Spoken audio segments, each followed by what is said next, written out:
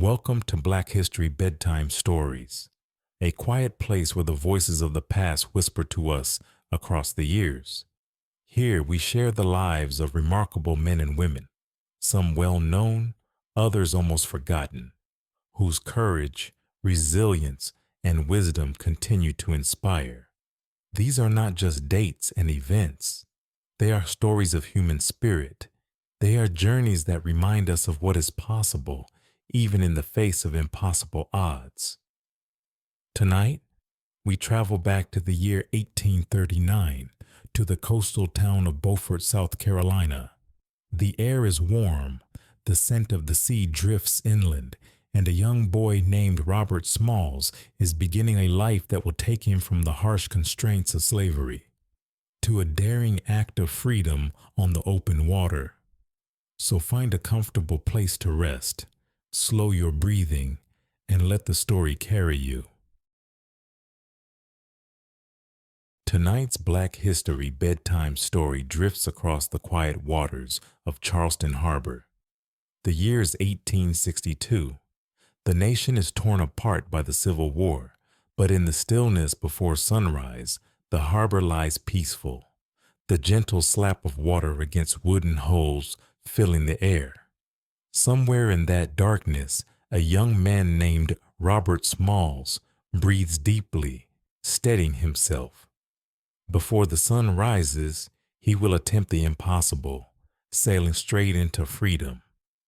Robert Smalls was born enslaved in 1839 in Beaufort, South Carolina.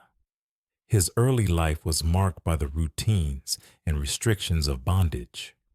His mother, Lydia, worked in the house of the McKee family. She feared that Robert might grow up unaware of the harsh realities faced by other enslaved people in the fields.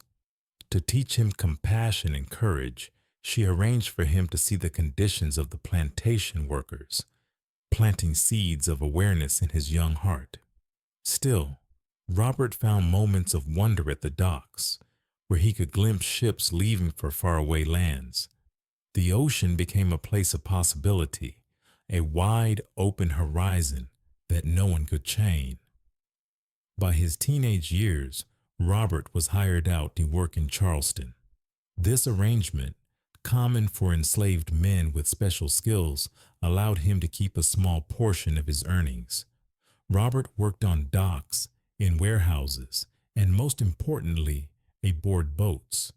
He learned navigation, tides, signals, and the rhythm of a ship's engine. The harbor became his classroom, and every whistle, flag, and turn of the wheel became part of his education. It was here that he earned a place on the Planter, a Confederate transport steamer used to move supplies, guns, and troops. Robert's mind was always working. Each trip, each delivery, each quiet conversation with the crew gave him more information. He learned which Confederate forts guarded the harbor and when the officers slept ashore. He memorized the whistle codes used to pass the checkpoints, and he imagined a plan that no one else dared speak aloud. Could he take the Planter and sail it past the Confederate defenses? Could he reach the Union ships waiting beyond the harbor? And most importantly, could he rescue his wife Hannah and their children in the process? Robert quietly shared his dream with the other Black crew members. Together, they weighed the risks. Capture meant death, not only for them but for their families. Yet, one by one they agreed. Freedom was worth the risk. They would wait for the perfect moment when the tides were right, the officers were ashore, and the harbor was still under cover of darkness. That moment came on the night of May 12th, 1862. The white officers left to sleep on land, leaving the Planter in the hands of its enslaved crew. Robert donned the captain's coat and wide-brimmed straw hat. In the moonlight, the resemblance was convincing. The men untied the ropes in silence, hearts pounding, the hiss of steam from the engine, the only sound. Slowly, the Planter slipped away from the dock, heading toward the first Confederate checkpoint. At each fort, Robert gave the correct whistle signal and raised the right flags. The guards, still drowsy in the pre-dawn hours, waved them through. They passed Fort Johnson, then Fort Sumter, the very place where the Civil War had begun the year before. Beyond that last Confederate post lay the open water and the Union blockade.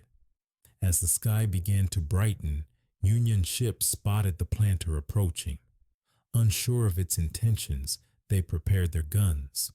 Robert acted quickly, pulling a white sheet from below deck and raising it as a flag of surrender. The Union sailors lowered their weapons, astonished as they realized what had happened.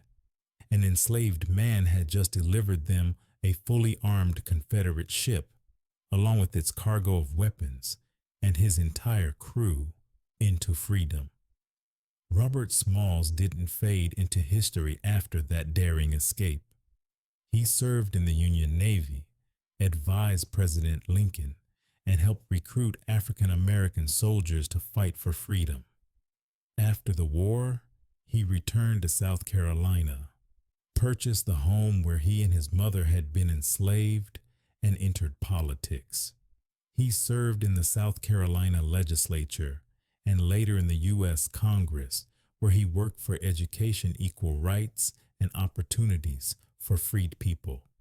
His bravery on that May morning had been just the beginning. Tonight, as you close your eyes, imagine the calm waters of Charleston Harbor, the slow chug of a steam engine, and a man in a captain's coat guiding his ship toward the rising sun. Robert Smalls sailed not only toward his own freedom, but toward a future where courage could change the course of history. May his story remind you that even in the darkest hours, there is always a way toward the light. Good night. This was tonight's Black History Bedtime Story. As you drift into sleep, think of Robert Smalls, a young man who, in the still darkness of night, guided a ship past danger and into the dawn of freedom. His courage did not end that morning.